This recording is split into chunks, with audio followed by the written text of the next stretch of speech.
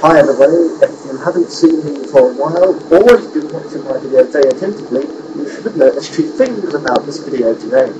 One, I have a new headset. Yeah. Birthday present. Sorry, the mic's not working because I haven't plugged it in. And you should also notice that I've got rid of my moustache and beard.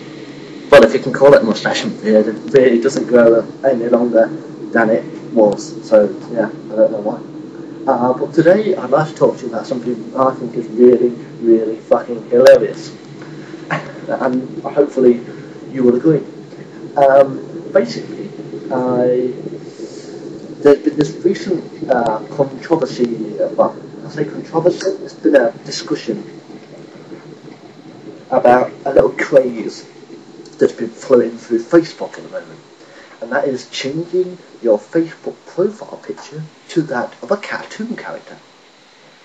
Now, apparently this was started by 2 or 3 people in Greece and Cyprus. Just as a laugh, just see how many people could do it, you know, maybe going for a world record or something, you never know, it could have been just a schoolboy prank.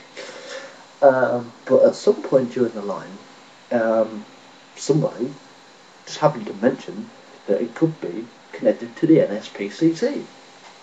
So people started floating across these messages across Facebook, posting it on their statuses and everything, sending it to messages to people like that, saying to recognise the help of the NSPCC, change your picture to that of a cartoon character. Now, how changing your picture to that of a cartoon character is going to help the NSPCC, I don't know. I guess the only way you could actually help the NSPCC by changing your picture to that of a cartoon is if Facebook decides to pay £1 or whatever to the NSPCC for every person who does it, or if people notice that that's why you're doing it and decide to donate some money. But just changing your picture to that of a cartoon is not going to help the NSPCC in any way, unless someone else does something about it. And then, in the interest of fear and public relations and like over-exaggeration of things, one person at some point suddenly decided to say, for whatever reason they felt fit, that the only reason people should be changing their pictures to that of cartoons is to help paedophiles contact more children on Facebook. Now I ask you, how would everybody of all ages changing their pictures to that of a cartoon help paedophiles find more children online? I mean, for a start, they'd only need to ask children to change the cartoon image, but they're asking everyone to, so that wouldn't help a paedophile. Plus, you're not going to be able to search through Facebook and type into the search box profiles with pictures of cartoons and only find profiles with pictures of cartoons. And even if you could do that, that's still not going to help a paedophile because everyone's changing their pictures to that of cartoons. So therefore, they're still going to have to search through profile after profile after profile to find the kids with the pictures of cartoons. I mean, you've got the same. I mean, you've got more likelihood of finding your neighbour's daughter or something if you happen to know their name, typing them into Facebook, and then when you find a kid, it might not be your neighbour's kid, but it could be some other kid by the same name from somewhere else, and you had them, and you had their friends, and you had their friends, and you had their friends, and you had their friends. Then you've got lots and lots and lots of young kids as your friends, and you've got more chance of getting in contact with kids that way than you have of getting people to change their pictures to that of cartoon characters. So I don't know whether this campaign is connected with paedophiles, whether it's connected to the NSPCC, or whether it was just an elaborate prank or a world record attempt. But it definitely should have broke the world record for the most amount of gullible people, because lots of people change their picture to it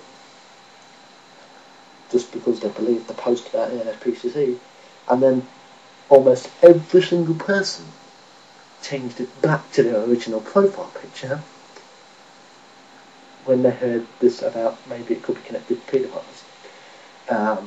So it just shows the gullibility of the Facebook community.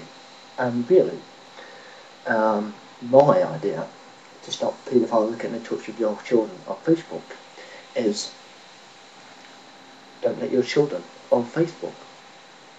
Maybe they could put a lower age limit on it, where no one under the age of 16 can be on Facebook. I mean, yeah, you can lie about your age, you can lie about your date of birth so you can get on it, like you can with any website. Not that I'm suggesting children should do that. But I've talked to people on websites where you have to be a certain age to get on it, and they've actually been a lot younger. And I have reported their profile as such, and have had them removed from the site. Mainly on MuckerSpace, and one or two actually on Facebook, where the limit is 13 minutes, somewhere on there. I think if the reads the limit up to 16, that's by UK standards. Obviously by US standards it should be 18. But by UK standards, if they read it up to 16, even in the USA or whatever, yeah, you'll still have a couple of years of kids going on it. You know, you'll have a little while of kids lying to get on it. But eventually, after their account gets blocked so many times as they recreate new accounts and they get blocked, they'll eventually get bored of it and move on to the next thing. I mean, why do children need to be on the internet in the first place? The only time children should be on the internet is if they're doing their homework. And that's only if their homework says look on the internet for something. Or they're looking up, or they want to find the history of something and decide to look for it on the internet. They really shouldn't be on websites like Facebook. Maybe YouTube if you're a singer or something. But Facebook, no, they've got no reason to be on Facebook whatsoever. And that leads me on to like children with mobile phones.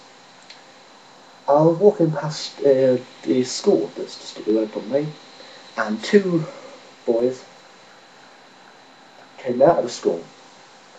They said goodbye to each other, see you tomorrow, and they walked off in opposite directions. Because one was going to their house and one was going to his house. I don't know how far they need to walk. I'm guessing if they're walking on their own, they probably don't live too far away. But if you don't, they don't.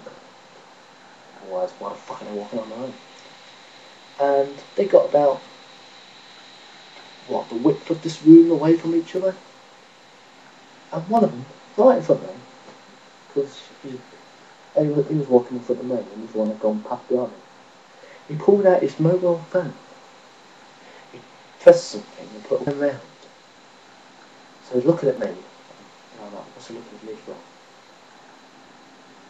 And then he led to look round me. So I took a step to my left so he could look round me. And I looked round, I followed his gaze for no reason. And he looked at his mate. And his mate stopped like this. Put his hand in the pocket. Pulled out his mobile phone. Put it to his ear. Turned round. And they were having a conversation. They were fuck all distance from each other, and they were having a conversation on the phone. He could have just turned around and walked back up the street. And he'd have caught with them in 5 or 6 seconds, you know, if he just picked it up the street. He pulled out his phone, and he rang his friend up. Why? It's pointless. And then we're letting kids on the internet. Of course, the big thing about kids with mobile phones and the big thing about kids on the internet is, yes, it does make them a target for paedophiles and other horrible types of people. I mean, Facebook allows your school bullies to pick on you even more, pick on you across the internet. It lets paedophiles contact you, obviously. Yes, it lets you start new relationships with people as well. You might find a girlfriend via the internet. You might find a boyfriend via the internet. I'm not saying you'd have to be gay. I'm just saying, you know, girls and boys. You might make some new friends via the internet. You might play games with people over the internet. You might enter webcam chats with people over the internet, but always be careful who you chat with. I guess the whole point of getting at here is, why do kids need these sort of things? I mean, even like Xboxes and that now can be connected to the internet, so you can talk to people around the world while you're playing computer games. Well, what's to say, I mean, that's got to be the next step for paedophiles, isn't it? Get on Xbox Live. Obviously, you're going to know a kid's voice on Xbox Live, aren't you? Because you can hear them. You know, got someone going, "Whoa, shoot that bitch!" You know, you're going to know that's a kid. I don't know whether you can talk privately over Xbox Live or not, but you never know. I mean, where's it all going to end? Pretty soon, like, kids are going to have every gadget before the adults do. I mean, why? Why do kids need these things? Why do parents buy these things for their kids?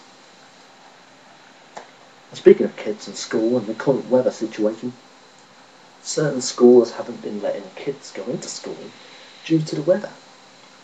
Well, I'm 23. I'm not exactly old, then I'm not exactly young.